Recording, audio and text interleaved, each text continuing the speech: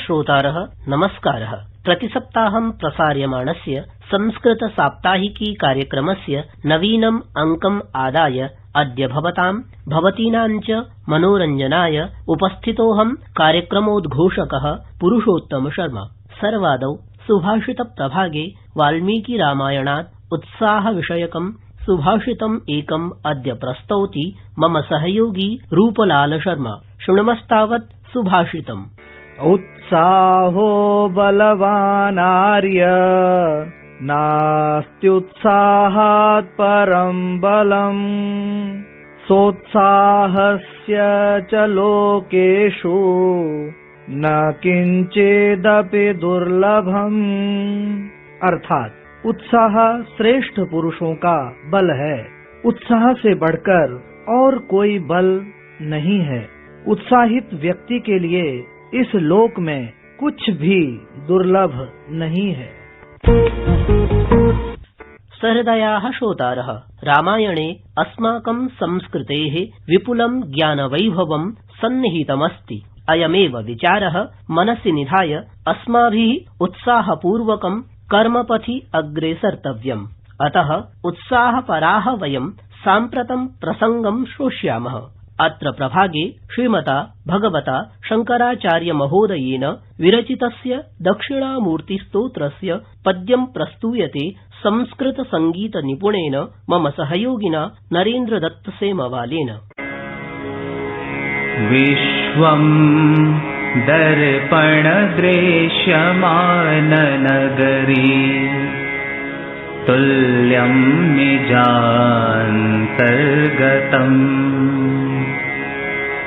पश्यन्नात्मनि मायया बहिरिवोद्भूतं यथा निद्रया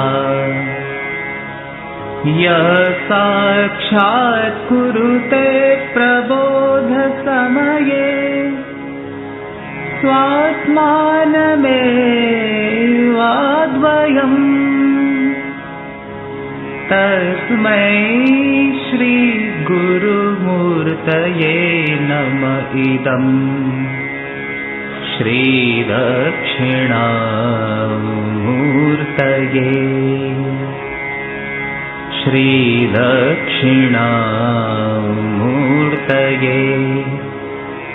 श्रीदक्षिणामूर्तये।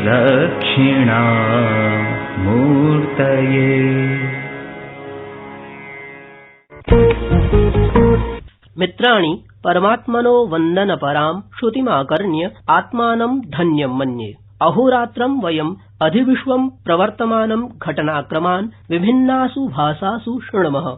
साप्ताहिकं विवरणं साप्ताहिक्यो जगद्वार्ताः प्रस्तौति मम सहयोगिनी सुषमा कुमारी। प्रशासनेन पूर्वोत्तर क्षेत्र विकास मन्त्रालयस्य वित्तवर्ष 25,द्विसहस्रे अथ च 26,द्विसहस्र वर्षं यावत् 13,000 कोटि रूप्यकात्मकाः योजनाः अभिसंस्तुताः सन्ति। केन्द्रीय गृहमन्त्रिणा अमितशाहेनोक्तं यत् अयोध्या राममन्दिरस्य उद्घाटनं आगामि वर्षे जनवरी 1 दिनाङ्के भविष्यति। प्रधानमन्त्रिणा नरेन्द्रमोदिना फ्रांसदेशीय राष्ट्रपतेः राजनयिक परामर्शदात्रा इमानुएल बान सार्धं परिचर्चा विहितास्ति। भारत फ्रांस देशयोर्मध्ये महत्वपूर्ण प्रकरणेषु 36तमीयोपवेशनं सञ्जातम्। अजित डोभालेन इमानुएल बानेन शिष्टमण्डलानां नेतृत्वं विहितमस्ति। केन्द्रेण झारखण्डे जैन तीर्थस्थले सम्मेद शिखरजे स्थले तत्रत्य पवित्रतां संरक्षयितुं सर्वाः पर्यटन गतिविधयः अवरुद्धाः सन्ति।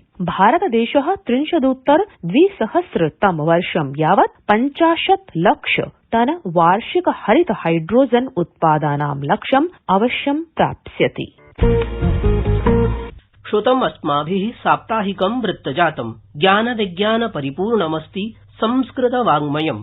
संस्कृतसमाराधकानां विदुषां महता परिश्रमेण ग्रन्थेषु निगूढं ज्ञानम् आधुनिके कालेऽपि न हि केवलं जीवति प्रत्युत तथैव उपयोगित्वं ग्राह्यं च वर्तते। अस्यामेव विद्वत्परम्परायां सम्प्रति कार्यक्रमस्य ज्ञानविज्ञानाख्ये अग्रिमे अनुबन्धे जगद्गुरु रामानन्दाचार्य राजस्थान संस्कृत विश्वविद्यालयस्य दर्शन विभागाध्यक्षः शास्त्री कौशलेन्द्रदासः निजज्ञानप्रकर्षेण अस्मान् उपकरिष्यति। भवता सह साक्षात्कारं साधयति मम सहयोगी सुरेशचन्द्र शर्मा।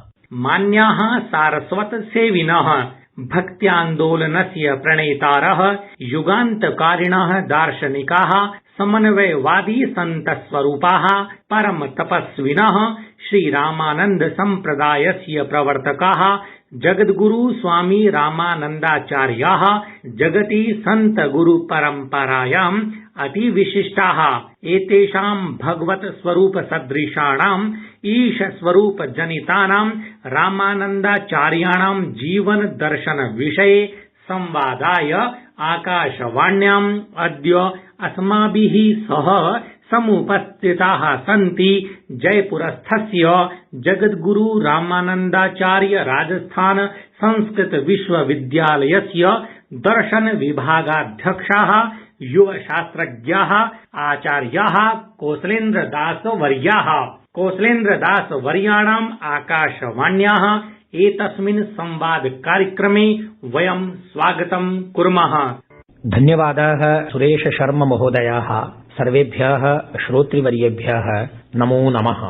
आचार्य महाभागाः यथा वयं जानीमः यत् रामानन्दाचार्याणां जन्म जयन्ती माघ कृष्ण पक्षस्य सप्तम्यां तिथौ अर्थात् मासस्यास्य चतुर्दशे दिनाङ्के अशेषे हि देशे सोत्साहेन सश्रद्धेन च आमानयिष्यते।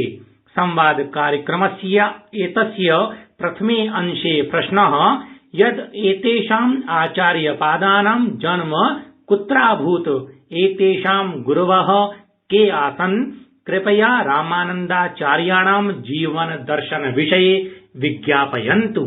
अस्माकं समेषां भारतीयानाम् इदं परमं सौभाग्यम् अस्ति यत् अस्यां भारतभूमौ बहवः आचार्याः प्रादुर्बभूवुः। एषु आचार्येषु अन्यतमाः आचार्याः सन्ति जगद्गुरु श्रीमद् रामानन्दाचार्यवर्याः। एते आचार्याः प्रयागराजे जनिर्लब्ध्वा वाराणस्याम् आगत्य भक्तिसम्प्रदायं विस्तारयामासुः।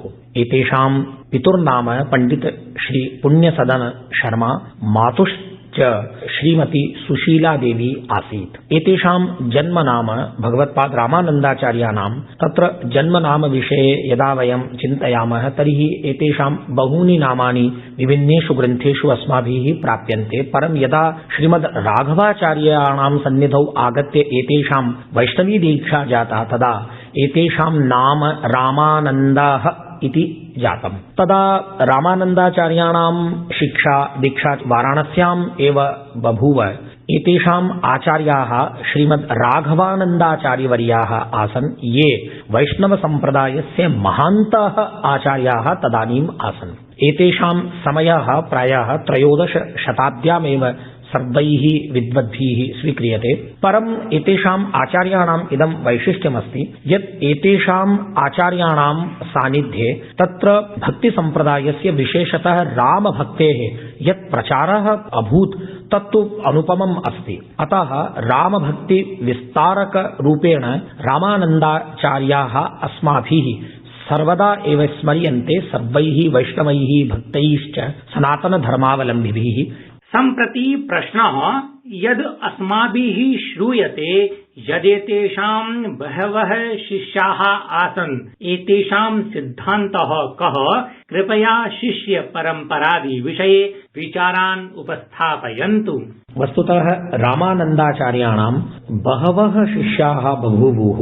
तेषु सर्वेषु शिष्येषु तेषां 12 शिष्याः प्रमुखाः सन्ति। येषां 12 शिष्याणां नामानि अस्माभिः भक्तमालादिग्रन्थेषु प्राप्यन्ते। तेषु अनन्तानन्दाचार्याः सन्ति, महात्मनः कबीरदासाः सन्ति, एवमेव सन्तः रविदासाः, महात्मनः धन्नाभक्ताः, सैनभक्ताः, पीपामहाराजाः, एतादृशाः बहवः भक्ताः तत्पदाश्रिताः शिष्याः सन्ति। 12 शिष्येषु 2 स्त्री भक्ते तत्र स्तः एका पद्मावती अपरा च सुरसरी। वस्तुतः भगवत्पाद रामानन्दाचार्याणाम् अयं शास्त्रानुकूलो निर्णयः आसीत् यत् तेन वैष्णवमताब्ज भास्करे लिखिताः सर्वे प्रपत्तेरधिकारिणो मताः शक्ता विशक्ता पदयोर्जगत्प्रभुः नापेक्षते तत्र कुलं बलं च न चापि कालो न हि शुद्धतापि वा। जगत्प्रभोः भगवतः श्रीसीतासमन्वित रामचन्द्रस्य चरणारविन्देषु समेषां जीवानाम् अधिकारः अस्ति। कीदृशानां जीवानां? शक्ताः अशक्ताः। ये शक्ताः सन्ति अशक्ता वा स्युः तत्र नापेक्षते तत्र कुलं बलं च, कुलस्य बलस्य च तत्र अपेक्षा एव नास्ति। ये केऽपि जीवाः सन्ति ते सर्वेऽपि जीवाः भगवच्चरणौ अवाप्तुं सर्वेषां तत्र अधिकारः अस्ति। सर्वेऽपि सनातनाः जीवभूताः भगवदंशाः जीवाः भगवन्तं प्राप्तुं शक्नुवन्ति। अतः रामानन्दाचार्याणां सिद्धान्ते अस्पृश्यतायाः विषयः एव नास्ति। अतः रामानन्दाचार्याणां सिद्धान्ते विशिष्टाद्वैत सिद्धान्ते तेषां भक्ति संप्रदाये तत्र जात्याः अस्पृश्यतायाः वर्गस्य वर्णस्य वा चर्चा एव न भवति। इदमेव वैशिष्ट्यमस्ति श्रीमद् रामानन्दाचार्य प्रकल्पित भक्ति संप्रदायस्य। महोदयाः, संस्कृत भाषायाः प्रोन्नतये आचार्यैः कति ग्रन्थाः विरचिताः? एतेषां ग्रन्थानां विषये विज्ञापयन्तु। संस्कृत भाषायाः प्रोन्नतये आचार्यपादाः श्रीमद् रामानन्दाचार्यवर्याः ग्रन्थान् रचयामासु। तेषु ग्रन्थेषु अन्यतमम् अस्ति श्री आनन्दभाष्यम्। इदं हि आनन्दभाष्यम् बादरायण विरचित ब्रह्मसूत्रोपरि भाष्यमस्ति। अस्मिन् भाष्ये श्रीमद्भिः आचार्यैः रामानन्द स्वामिभिः विशिष्टाद्वैत सिद्धान्तः स्वसिद्धान्तरूपेण संस्थापिताः। तत्र एवमेव भगवत्पाद रामानन्दाचार्यैः श्रीरामार्चा पद्धतिरिति नामकः ग्रन्थः विरचितः। तत्र भगवत्पाद रामानन्दाचार्यैः भगवतः श्रीरामचन्द्रस्य सपर्या विधिः वर्णिताः। एवमेव वैष्णवानां के नियमाः सन्ति, कथं तैः कालक्षेपः करणीयः, एवमेव किं जाप्यं किं न जाप्यं, किं तत्र कस्य केषां ग्रन्थानां पाठादिकरणीयम् इति विषयम् अवलम्ब्य आचार्यपादैः तत्र एकः महान् ग्रन्थः विरचिताः। तद्ग्रन्थः अस्ति श्रीमद् वैष्णवमताब्ज भास्करः। अतः वस्तुतः संस्कृतभाषायाः प्रोन्नतये आचार्यपादैः ये ग्रन्थाः विरचिताः सन्ति तदनु तेषां परम्परायां बहवः महान्तः सज्जनाः सन्ताः आसन्, यैः संस्कृतभाषायाः समृद्धये बहवः ग्रन्थाः विरचिताः सन्ति। तेषु आचार्यपादाः श्रीमद्भगवदाचार्याः सन्ति, एवमेव रघुवराचार्याः सन्ति, वैष्णवाचार्याः सन्ति। एते सर्वेपि आचार्याः प्रणम्याः। आचार्यवर्याः भवद्भिः अतीव सारल्येन ख्यापिता एतेषाम् आचार्यपादानां जीवनयात्रा। तदर्थम् आकाशवाणी पक्षतः भवद्भ्यः पौनः पुण्येन हार्दाः धन्यवादाः। धन्यवादाः सुरेश शर्मा महोदयाः। सर्वेभ्यः श्रोतृभ्यः पुनः पुनः नमस्कारान् वितीर्य विरमामि। संस्कृत प्रचाराय जगद्गुरोः रामानन्दाचार्यस्य व्यक्तित्वाधारितोऽयं साक्षात्कारः समेषां मनसि संस्कृत प्रचारं जनयेदिति कामनाम् आदाय इदानीम् अग्रेसरामः संस्कृत दर्शन प्रभागं प्रति, यत्र अधिविश्वं संस्कृत प्रचाराय विधीयमानं नाना गतिविधि सन्दर्भ ख्यापकम् इदं संस्कृतमयं विवरणम् उपस्थापयति मम सहयोगिनी लता वसिष्ठः। बिहार राज्यस्य संस्कृत संस्कृति विकास संस्थानेन जनवरी मासस्य 2 दिनांके विशिष्टं व्याख्यानम् आयोजितम्।